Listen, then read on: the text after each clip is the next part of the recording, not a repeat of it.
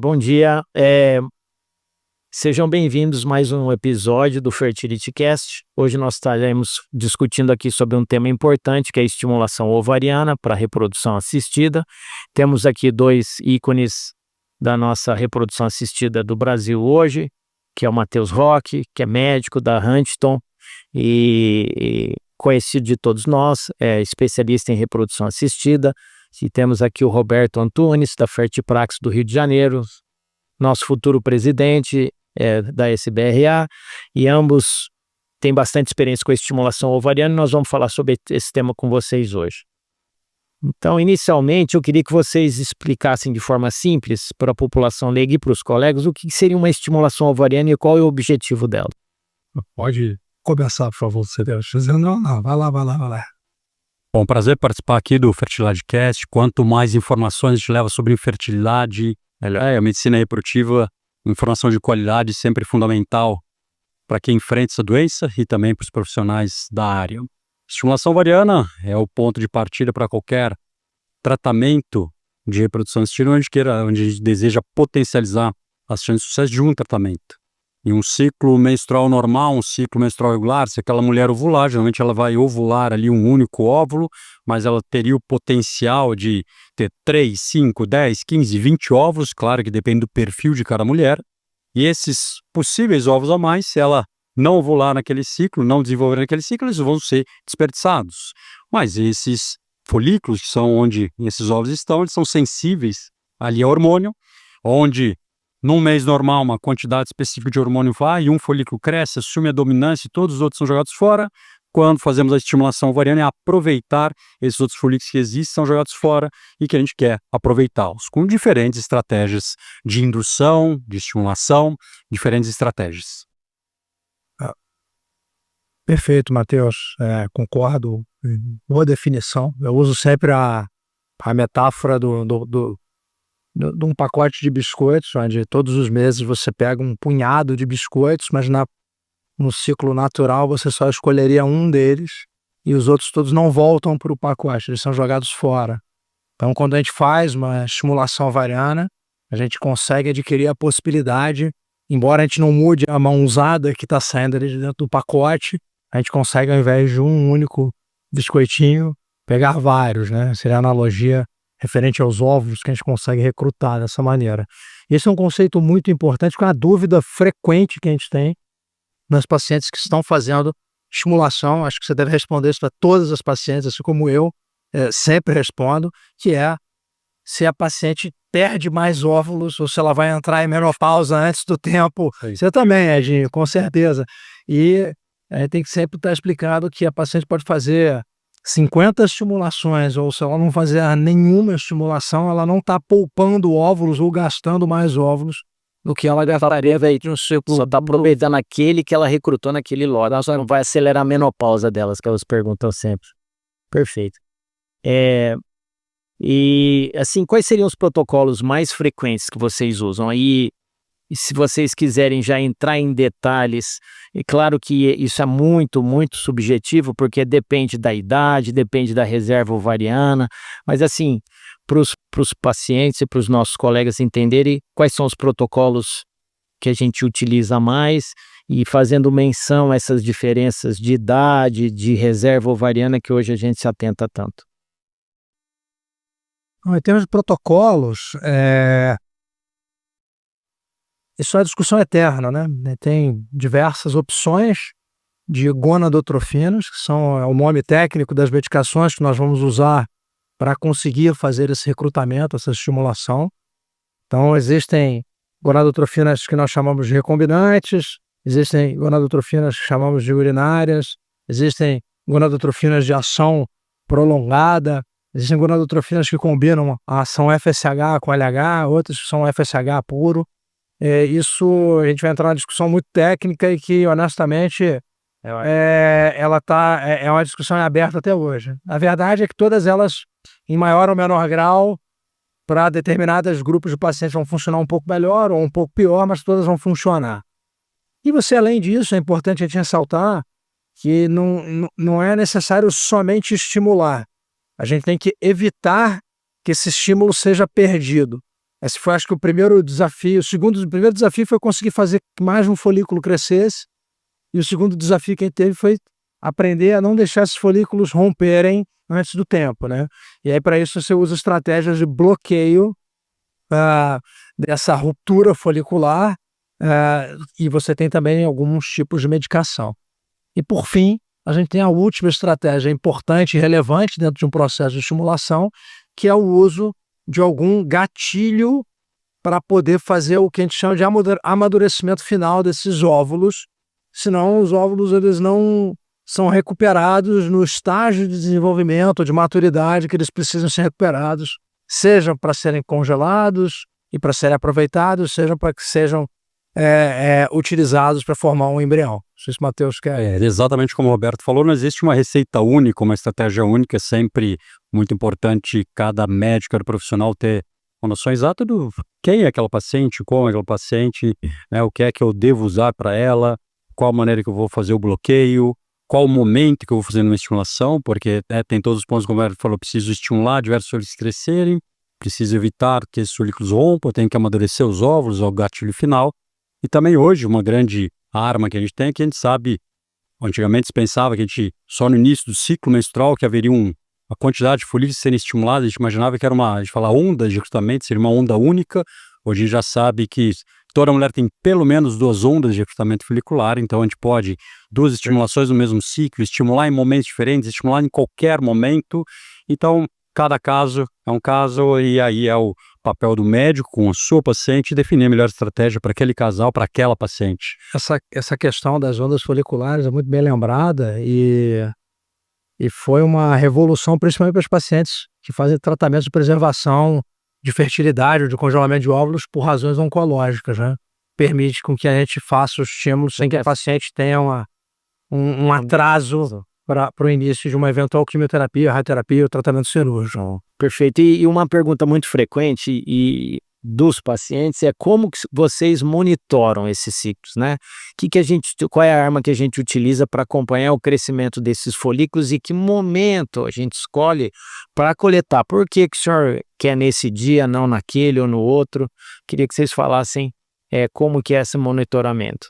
Acredito que toda paciente, toda estimulação ovariana que a gente vai fazer primeiro, avaliar se aquele é o momento adequado de começar uma estimulação, e se eu comecei a estimulação, se vale a pena eu partir para uma coleta, e quando valeria a pena partir para uma coleta. Então, em termos de monitorização, ou como que eu acompanho, eu só acompanho o paciente através de ultrassom, não faço dosagem hormonal, os hormônios não vão mudar minha conduta naquela estimulação, isso considerando que não faço transferência a fresco, sempre congelo os embriões. Então, para mim, não vai definir se transfiro ou não transfiro a fresco, o nível de estradiol não vai mudar a minha estimulação, vai ser sempre baseado realmente como está o ultrassom, como está a resposta. Então, sempre faço um primeiro ultrassom quando vai começar a estimulação, independente se é início do ciclo, meio do ciclo ou qualquer momento isolado, para a gente avaliar aquela quantidade de folículos, se está uma quantidade compatível com o que a gente imagina do perfil daquela mulher, aquela reserva ovariana. 8% das minhas pacientes eu sempre programo ciclos, 8% eu não começo no mesmo momento que tinha programado, porque aparentemente era uma onda ruim de recrutamento, tinha um menor potencial do que teria baseado na reserva ovariana dela. Então seleciono o melhor momento. A gente começar a estimulação, a gente não obrigatoriamente tem que partir para uma coleta. Às vezes eu começo uma estimulação com um bom potencial, tinha lá 10 folículos, fiz uma estimulação e só 2, 3, 4 cresceram. Então uma mulher que tinha um potencial de ter 10 óvulos, e a minha estimulação, não selecionei a melhor estratégia, foram 4 ali que desenvolveram folículos, no máximo 4 óvulos. Então, também definir, vale a pena ou não vale a pena ir para uma coleta? Sempre discutir com o casal. A gente pode ir para a coleta com um folículo, ter um óvulo, mas sempre avaliar o perfil. E, sem dúvida, o momento do gatilho final que o Roberto falou, qual é esse momento? Onde também varia, claro, tem alguns critérios clássicos de número, 2, 3 folículos acima de determinada medida, 17 milímetros, os outros folículos acima de 14, mas cada vez mais a gente vê uma flexibilidade maior, estudos mostrando folículos a partir dos 12 milímetros, já folículos com potencial de ter ovos maduros, mulheres de baixa reserva ou idade mais avançada, às vezes o trigger com folículos de um menor tamanho. Então tem diferentes coisas, estratégias, talvez não sei daqui quanto tempo, mas que talvez mude toda a questão de estimulação, que é a questão de maturação in vitro, que talvez gire essa discussão sobre qual o melhor hormônio, como vai ser. Tem aqueles folículos, a gente aspirar e conseguir amadurecer aqueles ovos no laboratório. Então, é muito gostoso a medicina atual, reprodutiva, e tem muito a avançar, muitas coisas para se descobrir e evoluir. Eu acho que dos pontos levantados pelo Matheus, a condição em termos de monitorização, que é sine qua non, que é um ponto comum entre todos os especialistas que estão fazendo um processo de estimulação, é fazer o acompanhamento ultrassonográfico. Isso é indiscutível, você não vai escutar ninguém aqui falando que faz estimulação e acompanha sem fazer ultrassom. Se alguém fizer isso, pelo amor de Deus, sai correndo, porque... Então, se vai dosar hormônio, se não vai, enfim, aí você vai ter uma discussão. Eu, particularmente, também eu faço poucas dosagens hormonais ao longo do ciclo, e dificilmente essas dosagens são feitas com o intuito de você definir se o estímulo vai ser melhor ou pior. Porque a gente congela quase tudo, né? Sim. Tudo hoje. As estratégias de freeze-all, aliás, que tá aqui com um dos pais da estratégia do freeze-all, o Matheus, para quem não sabe, foi um dos caras que tem mais publicações nessa técnica, que é uma realidade atualmente. Atualmente, 80% quase dos ciclos na América Latina são ciclos onde você congela. Aqui no Brasil, a realidade da minha clínica, eu diria que 95%, pelo menos, se não for mais, são ciclos onde eu vou congelar, seja porque eu vou fazer congelamento de óvulos, seja porque eu vou fazer análise genética, ou porque é um risco de hiperestimulação. Eu acho que um ponto que a gente precisa ressaltar dentro dessa questão da monitorização, que o Matheus falou, é justamente a importância de você não ter... A gente está sempre falando que a paciente que está querendo engravidar, tem a questão da idade, do tempo, da pressa, mas, e eu falo isso para meus pacientes sempre, a gente tem que ter celeridade, a gente não pode ser apressado. A pressa é inimiga da perfeição. O apressado come cru, e tem N ditados nesse sentido. Você tem que ser célere. Se você é apressado, você vai, muitas vezes, estimular um paciente numa onda folicular que não é a onda de melhor potencial daquela paciente. Você pode chegar à conclusão que a paciente tem um folículo e aquilo dali é o melhor potencial dela. E aí você vai tentar naquela onda. Mas se você tem uma paciente que você estima que o potencial dela fosse ter 10, 15, 20 folículos, você vai lá e faz uma ultrassonografia antes de começar o estímulo e tem 4, 5, não tem sentido você estimular ela, salvo seja um caso de emergência. A paciente que não tem tempo a perder, que é um caso de câncer, vai começar a quimioterapia, não tem jeito, aí você vai aproveitar a onda que vier. Então, acho que esse ponto, nessa individualização da escolha da onda, ela é fundamental para que a gente consiga otimizar os nossos resultados, e aí vai independer do tipo de gonadotrofina ou de gatilho que você vai fazer. São outros pontos importantes. E aí um outro ponto importante, né, que é a preocupação dos pacientes, que é os riscos, né? Então, doutor, qual é o risco que eu vou ter? Só aumenta o meu risco de câncer? Qual é o risco que eu vou correr com esses procedimentos? Então, eu queria que vocês discorressem aí sobre os riscos de uma hiperestimulação ovariana controlada em reprodução. Ponto importante de ser debatido e ser falado, porque cada vez mais a gente vê uma corrente de não especialistas falando contra uma fertilização in vitro, o que muitas vezes para aquela mulher, às vezes vai bem, às vezes não tenho condição de fazer um tratamento, ou não me sinto bem de fazer um tratamento, questões religiosas, e quando alguém fala que fazer um tratamento vai fazer mal, é tudo, às vezes, que eu preciso ouvir. Então, muitas vezes se usa de maneira errônea, a estimulação ovariana vai trazer mais risco de câncer, câncer de mama, câncer de ovário, de alguma coisa, ou então vai trazer mais risco para o seu bebê, mais risco de autismo, mais risco de complicações para o bebê. E hoje a gente já sabe que o risco não está associado ao tratamento, mas está associado a patologia, qualquer doença daquele paciente. Então, às vezes, a complicação, pensar num bebê com algumas né, complicações, síndromes e tal, está relacionado, mesmo que não tivesse sido numa fertilização in vitro, tivesse engravidado naturalmente ou numa inseminação, mas com aquela subfertilidade, o risco seria o mesmo. Então, esse primeiro ponto importante, desmistificar, não traz esses riscos relacionados a câncer nem para a mãe, nem aparentemente para bebê. Riscos que sempre se tinham, ou no passado, e que hoje a gente conseguiu praticamente zerar, o que é muito importante, que é a síndrome de hiperestimulação ovariana, que os pacientes sempre perguntam com medo, sempre perguntam, Matheus, eu vou ficar hiperestimulado? Sim, a gente quer te hiperestimular. O que eu não quero é que você tenha complicação dessa hiperestimulação, e hoje, protocolos que nos dá uma segurança muito grande. Então, hoje, quando se pega riscos, sangramento, torção de ovário, infecção, hiperestímulo ovariano, geralmente menos de 1% dos ciclos. Concordo plenamente. Acho que quando a gente fala de riscos de uma fertilização in vitro, você tem muita gente falando muita coisa não baseada em evidências técnicas. E toda vez que a gente sai das evidências técnicas, só você está saindo da medicina, você está tratando de alguma outra coisa, e isso é importante a gente ressaltar.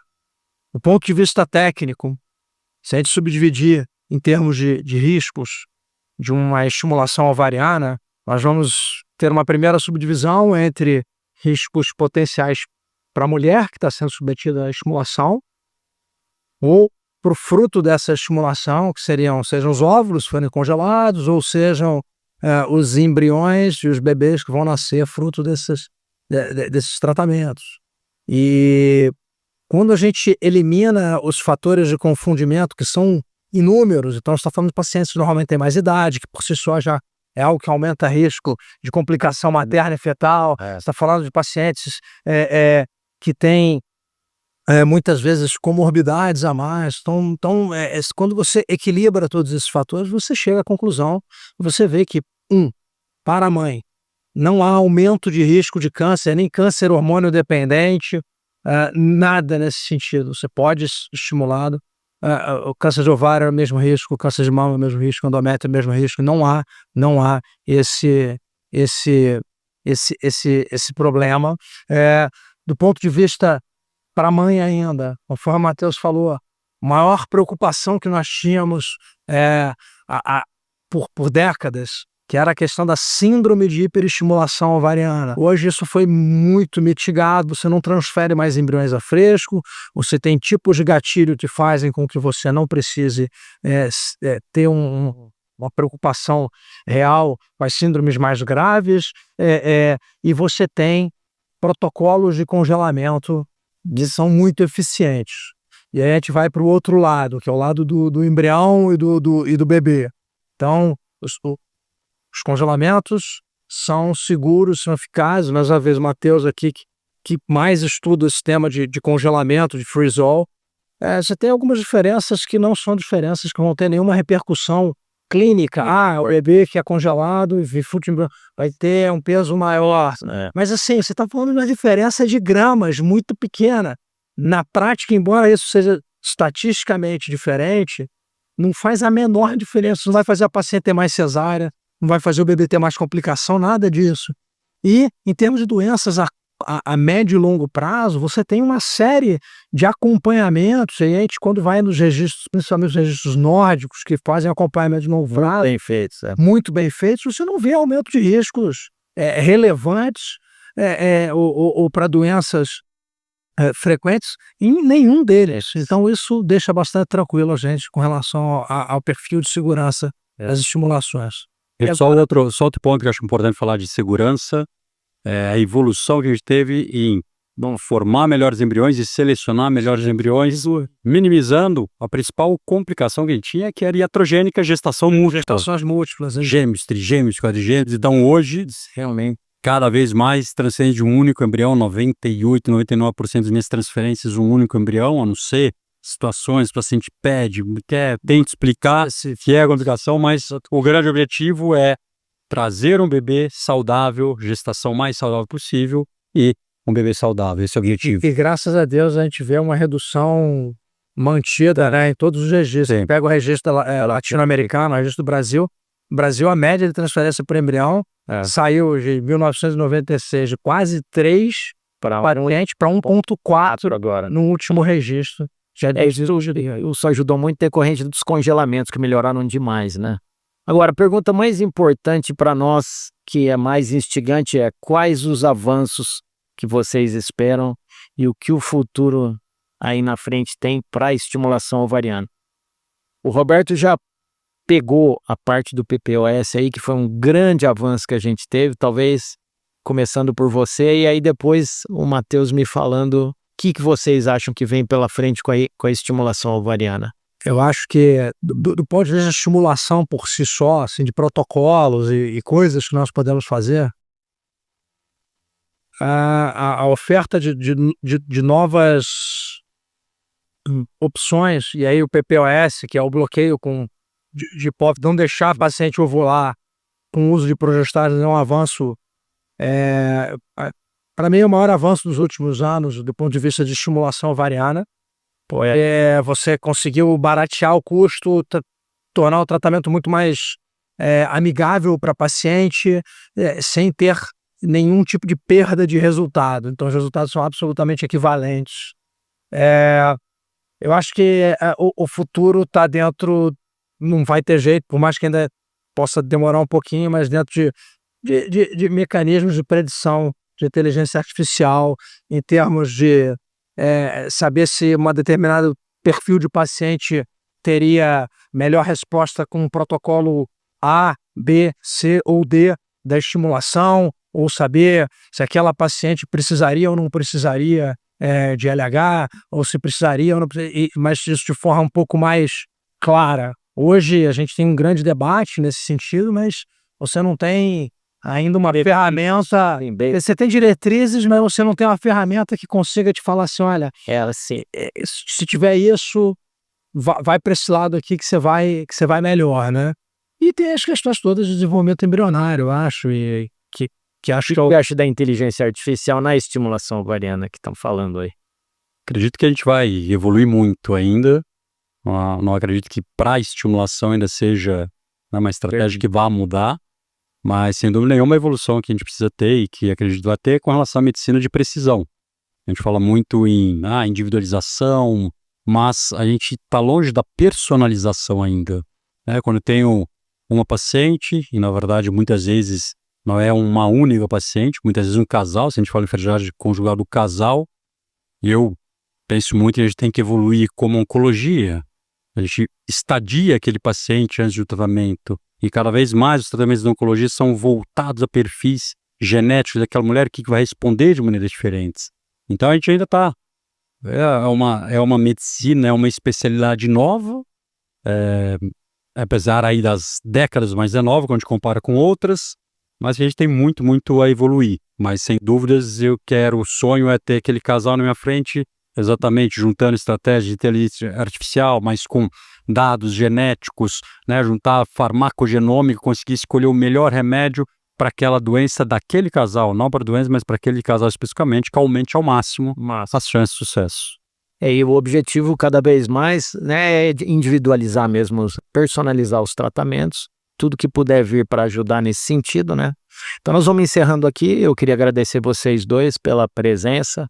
Foi um prazer estar aqui com vocês. E muito obrigado. Vamos continuar no congresso. Prazer foi todo nosso aqui. Muito obrigado. Prazer.